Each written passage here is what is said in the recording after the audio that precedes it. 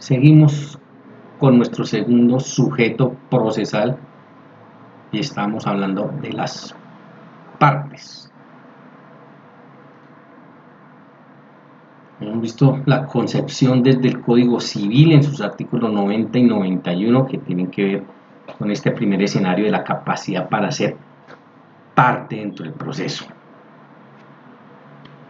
Las personas jurídicas, hablamos respecto a las personas naturales, ahora sobre las personas jurídicas.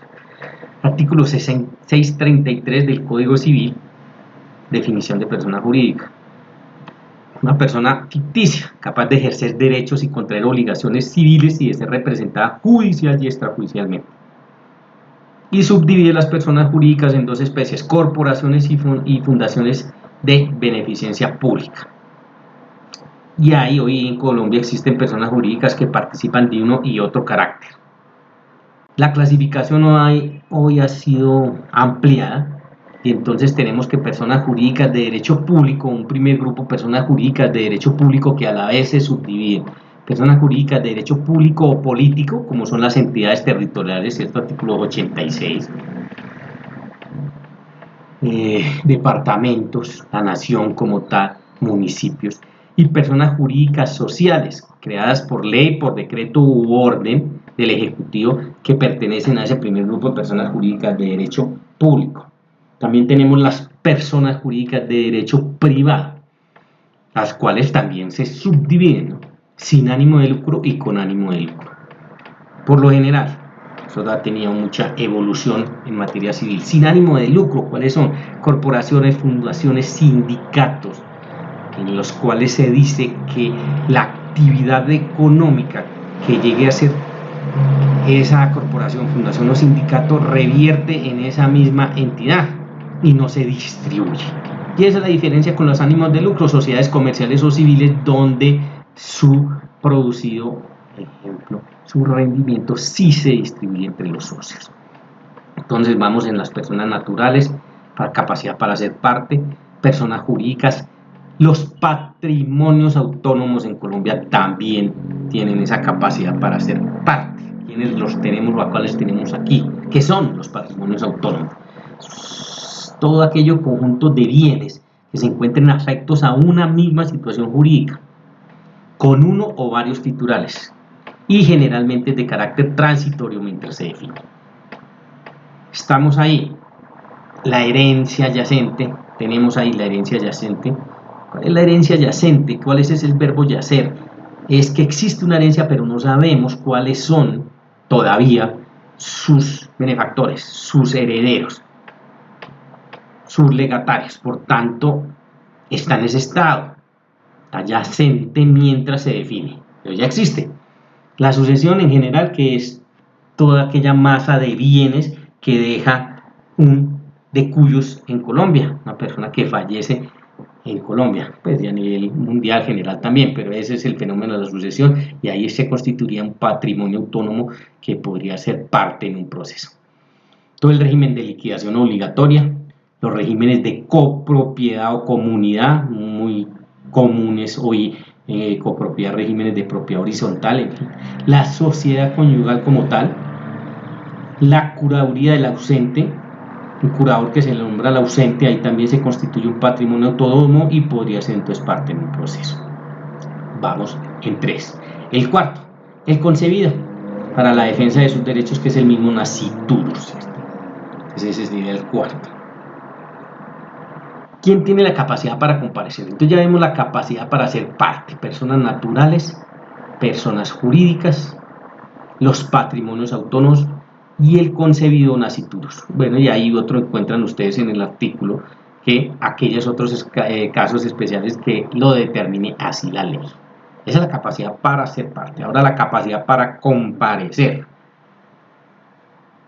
Es la llamada la legitimación ad proceso. Respecto de las personas naturales, tenemos que ubicarnos en que sean capaces o incapaces. Y el fenómeno de los capaces es el único evento en el cual, en algunas circunstancias y en algunos procesos, se confunden las dos capacidades, tanto la de ser parte como para comparecer. Aquellos casos donde ejemplos son de mínima cuantía, la persona es mayor de edad, goza de toda su capacidad y puede promover un proceso en Colombia, ahí tendría fusionadas, amalgamadas las dos capacidades, tanto para ser parte como para comparecer. Es el caso excepcional. De resto, si se exige representación, ya lo veremos en personas jurídicas, pues ya tendrá que nombrarse su representante. Es en el caso de los incapaces, todos los menores de edad, incapaces en todo el sentido de la palabra, y el nasciturus. ¿Y quién los representa? Sus padres, el curador o los defensores. Entonces miren que este ejemplo nos da absoluta claridad sobre las capacidades para ser parte y la capacidad para comparecer. El preferido, miren cuál es, el del nasciturus, el que está por nacer. El nasciturus en Colombia tiene la capacidad para ser parte en Colombia, sí, cuando va en busca o en defensa de sus derechos. Pero el nasciturus tiene la capacidad para comparecer al proceso por sí mismo, no, pues está por nacer, pues hasta hoy, quién sabe la ciencia mañana que llegue, pero hasta hoy no lo puede hacer. Por lo tanto hay que representarlo. Entonces ahí cuando hablamos de representación estamos hablando de quién tiene la capacidad de comparecer.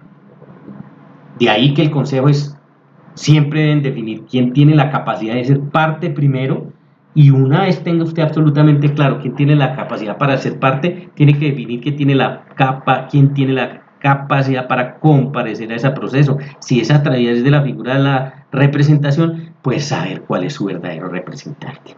Entonces se puede dar respecto a personas naturales. Se da siempre respecto a personas jurídicas, porque siempre es a través de su representante legal.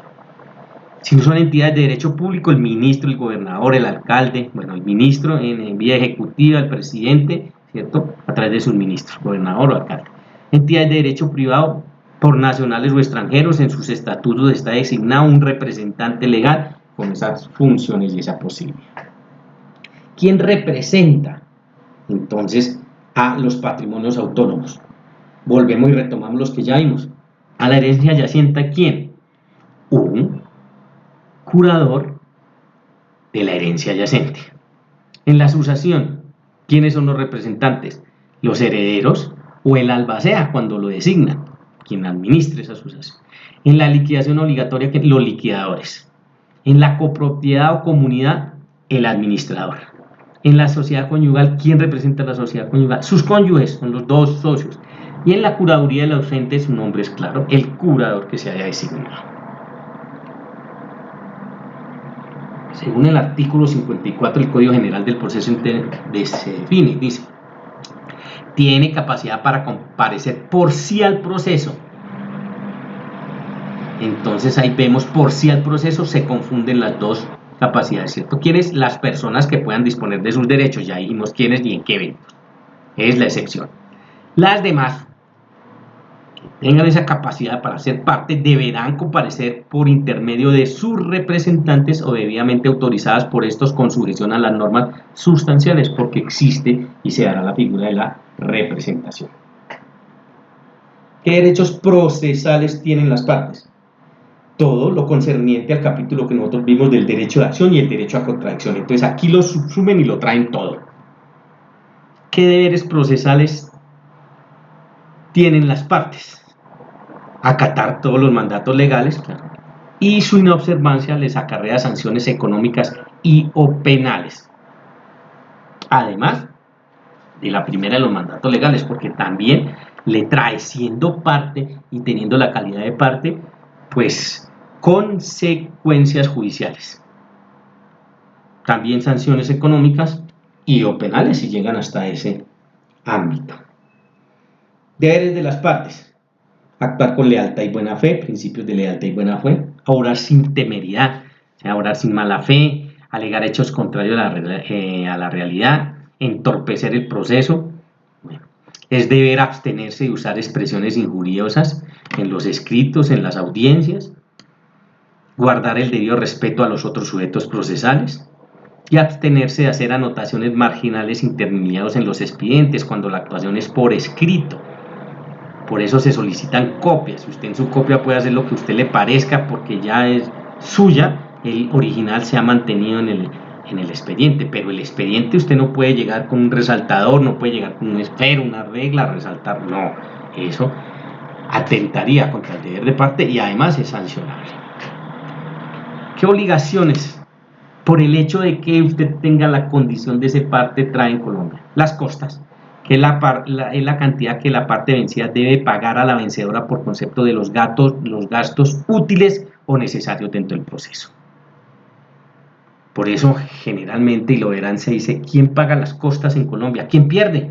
Vamos, es el refrán sencillo y sí, tiene toda la razón. Quien pierde en una actuación judicial porque ha sido vinculado bajo todo este mecanismo de legitimación, pues tiene que cargar o cubrir las costas, como los honorarios de los auxiliares de justicia, las diligencias, las agencias en derecho y todo lo que se produzca en torno a ellas. Esas costas las impone el juez de oficio en la sentencia o en el auto respectivo. Si es un auto, exponen los incidentes, apelaciones, desistimiento, nulidad, en general en todas las crisis del proceso también llevan costas, y estarán exonerados las entidades de derecho público.